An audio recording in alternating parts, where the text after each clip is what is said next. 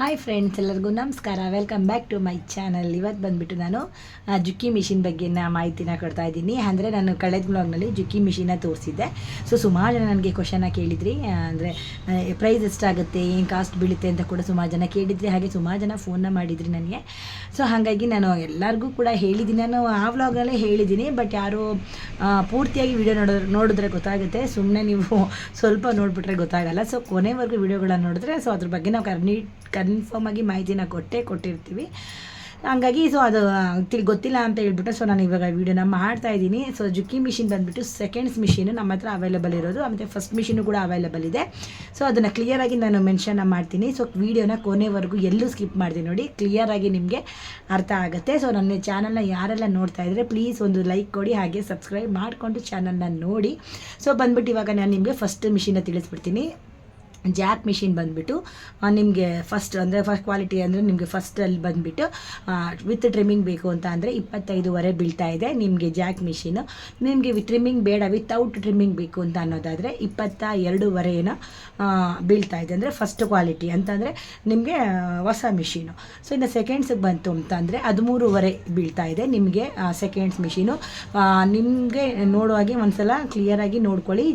ಜುಕ್ಕಿ machine ಬಂದುಬಿಟ್ಟು ನಿಮಗೆ stand ಆಗಲಿ ಸ್ಟೇಬಲ್ ಆಗಲಿ ಕ್ಲಿಯರಾಗಿ ನಿಮಗೆ ಹೊಸದನ್ನು ಹಾಕಿ ಕೊಡ್ತಾ ಇರುವಂಥದ್ದು. ಇನ್ನು ನಿಮಗೆ ಬಾಡಿ ಮಾತ್ರ ನಿಮಗೆ ಸೆಕೆಂಡ್ಸ್ ಸಿಗ್ತಾ ಇದೆ. ಸೆಕೆಂಡ್ಸ್ ಅಂತ ನಿಮ್ಗೆ ಅನಿಸೋದೇ ಇಲ್ಲ, ತುಂಬಾ ಚೆನ್ನಾಗಿದೆ.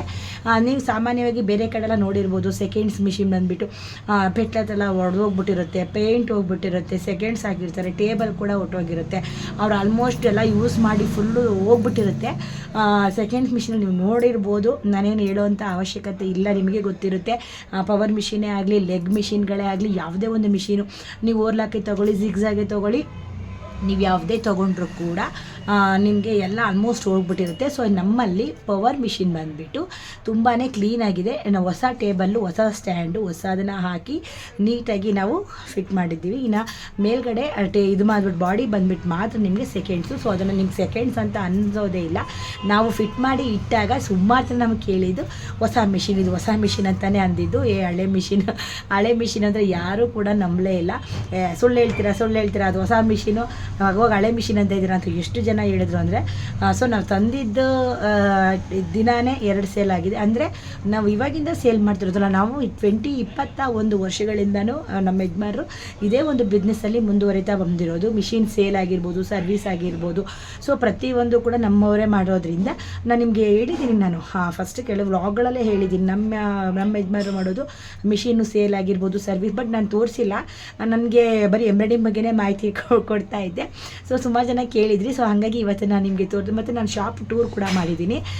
ನಾನು ಇದು ನಮ್ಮದು ಶೋರೂಮಿಂದು ಟೂರ್ ಕೂಡ ಮಾಡಿದ್ದೀನಿ. ನಮ್ಮದು ಏನೇನು ಇಟ್ಟಿದ್ವಿ, ಎಲ್ಲೆಲ್ಲಿದೆ ಏನು ಅಂತ ಕೂಡ ನಿಮಗೆ ಮಾಡಿದ್ದೀನಿ. ಬೇಕಾದ್ರೆ ನೀವು ಹೋಗಿ ಒಂದ್ಸಲ ಚೆಕ್ ಮಾಡಿ. ಒಂದ್ಸಲ ಟೂರ್ ನಾವು ಕ್ಲೀನಾಗಿ ರೆಡಿಯಾಗಿ ನಾವು ಅಂಗಡಿಗೆ ಬಂದಾಗ ವರ್ಷ ಆಗಿಲ್ಲ, ಒಂದು 5-6 ತಿಂಗಳಿಂದ ನಾನು ಈ ವಿಡಿಯೋನ ಮಾಡಿದ್ದೀನಿ. ಅಂದರೆ ನಾನು ತೋರಿಸಿರಲಿಲ್ಲ. ನಮ್ಮ ಶಾಪಲ್ಲಿ ನಾನು ಇನ್ಮೇಲೆ ನಿಮಗೆ ಕೂಡ ತೋರಿಸ್ತಾ ಬರ್ತೀನಿ, ಏನೇನು ನಾವು ಸೇಲ್ ಮಾಡ್ತೀವಿ, ಯಾವುದನ್ನು ಏನು ಕೊಡ್ತಾ ಇದ್ದೀವಿ ಅನ್ನೋದನ್ನು ಕೂಡ ನಿಮ್ಮ ಹತ್ರ ಶೇರ್ನ ಮಾಡ್ಕೊಳ್ತೀನಿ.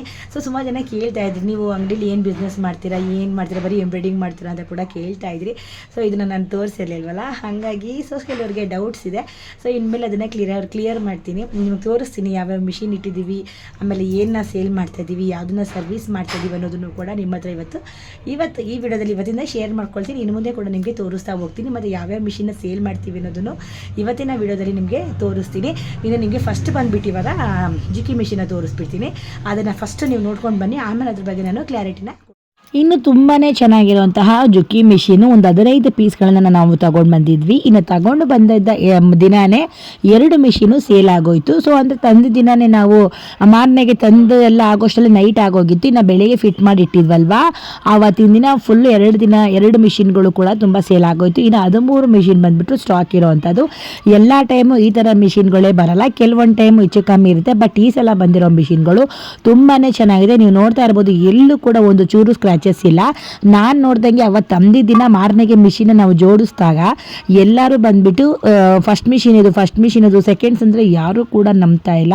ಯಾಕಂದರೆ ಅಷ್ಟು ಚೆನ್ನಾಗಿದೆ ಮಿಷಿನು, ನಂಬ್ತಾನೆ ಇಲ್ಲ ಸೆಕೆಂಡ್ಸ್ ಅಂತ. ಅಂದರೆ ಫಸ್ಟ್ ಮಿಷಿನು ಹೊಸ ಮಿಷಿನ ಸುಳ್ಳು ಹೇಳ್ತೀರಾ ಅಂತ ಎಷ್ಟು ಜನ ಕೇಳಿದರು ಅಂದರೆ, ಬಂದು ಪ್ರತಿಯೊಬ್ಬರು ನೋಡಿರೋ ಪ್ರತಿಯೊಬ್ಬರು ಕೂಡ ಇದು ಸೆಕೆಂಡ್ಸ್ ಅಲ್ಲ, ಫಸ್ಟ್ ಹೊಸ ಮಿಷಿನ್ ಅಂತಲೇ ಅಂದರು. ಅಷ್ಟು ಚೆನ್ನಾಗಿದೆ. ಅಂದರೆ ಪ್ರತಿ ಸಲ ಇದೇ ಥರನೇ ಬರೋಲ್ಲ, ಬಟ್ ಈ ಸಲ ಬಂದಿರೋ ಮಿಷಿನ್ಗಳು ತುಂಬಾ ಚೆನ್ನಾಗಿದೆ.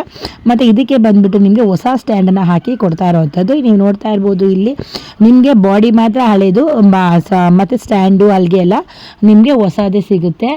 ಮತ್ತು ಇನ್ನೂ ಒಂದು ಏನು ಅಂತಂದರೆ ನಿಮ್ಗೆ ಹಳೇದು ಅಂತಲೇ ಅನಿಸಲ್ಲ, ನಿಮಗೆ ಇದು ಹೊಸದು ಅಂತಲೇ ಅನಿಸುತ್ತೆ.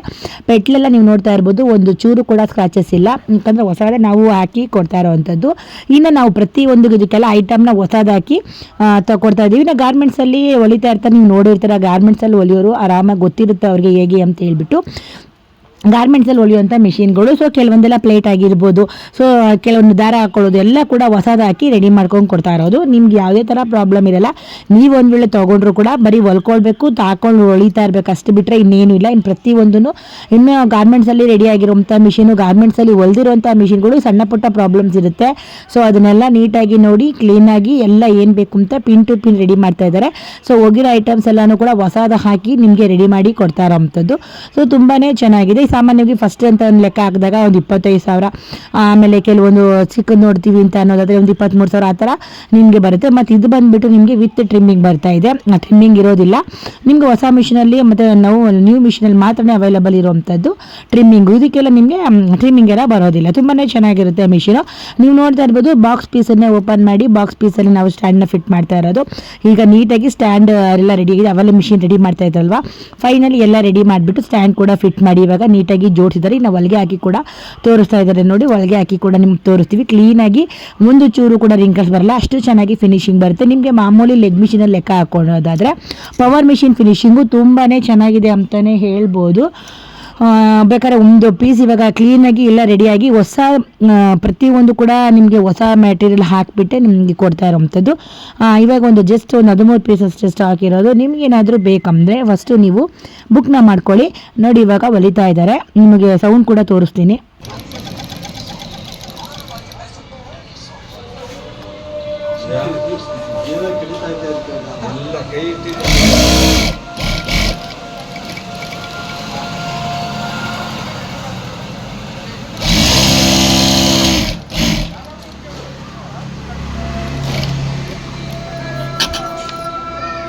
मोटर थोड़ा खाते थे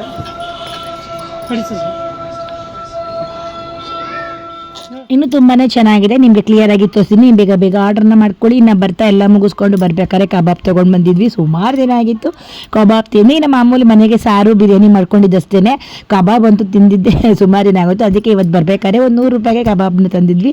ನಮ್ಮ ಲಡ್ಡುಗಂತೂ ತುಂಬಾ ಇಷ್ಟ ಕಬಾಬ್ ಅಂತ ಅಂದರೆ, ಸೊ ಹಂಗಾಗಿ ಇವತ್ತು ಕಟ್ಟಿಸ್ಕೊಂಡು ಬಂದಿದ್ವಿ. ಸೊ ಇನ್ನು ಕಬಾಬ್ ಎಲ್ಲ ತಿಂದುಬಿಟ್ಟು ಸ್ವಲ್ಪ ನನಗೆ ಒಂಚೂರು ಬೇಗ ಅಂದರೆ ಒಂದು 7:30ಗೆ ಬಂದ್ವಿ. ನಾವು ಮಲ್ಕೊಂಡ್ಬಿಟ್ಟಿದ್ದ ಅಂಗಡಿಲೇನೆ, ಅವನು ಎದ್ದಿದ್ದೇ ಲೇಟ್ ಆಯಿತು. ಇನ್ನು ಎದ್ದೆ ಅವನ್ನ ಕರ್ಕೊಂಡ್ಬಂದಾಗಲೇ 7:30 ಆಗಿತ್ತು. ಸೊ ಇನ್ನು ಸ್ವಲ್ಪ ಮಾವಿನ ಹಣ್ಣು ಕೂಡ ಇತ್ತು.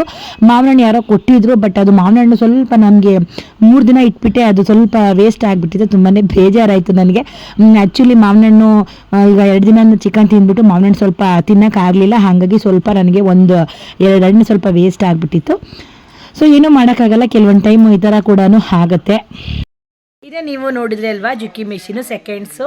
ಸೊ ಸುಮಾರು ಜನ ನನಗೆ ಕ್ವಶನ್ನ ಕೇಳ್ತಾ ಇದ್ರಿ, ಸೆಕೆಂಡ್ಸ್ ಮಿಷಿನ್ ಪ್ರೈಸ್ ಹೇಳಿ ಅಂತ ಹೇಳ್ಬಿಟ್ಟು. ಸೊ ನಿಮಗೆ ನಾನು ತೋರಿಸ್ತಾ ಇರೋವಂಥದ್ದು ಯಾವುದೇ ಥರ ಸೆಕೆಂಡ್ಸ್ ಅಂತ ಅನ್ಸೋದೇ ಇಲ್ಲ. ಸ್ಟ್ಯಾಂಡು ಮತ್ತು ಅಲ್ಲಿಗೆ ಎಲ್ಲ ನಿಮಗೆ ಹೊಸದೇ ಬರುತ್ತೆ. ಬಾಕ್ಸ್ ಪೀಸೇ ಜೋಡಿಸ್ಕೊಡ್ತೀವಿ. ಮತ್ತು ಹೆಡ್ಡು ಒಂದೇ ಹಳೇದು, ಸೊ ಅದು ಕೂಡ ಹಳೆ ಥರ ಕಾಣಲ್ಲ, ತುಂಬಾ ಚೆನ್ನಾಗಿದೆ.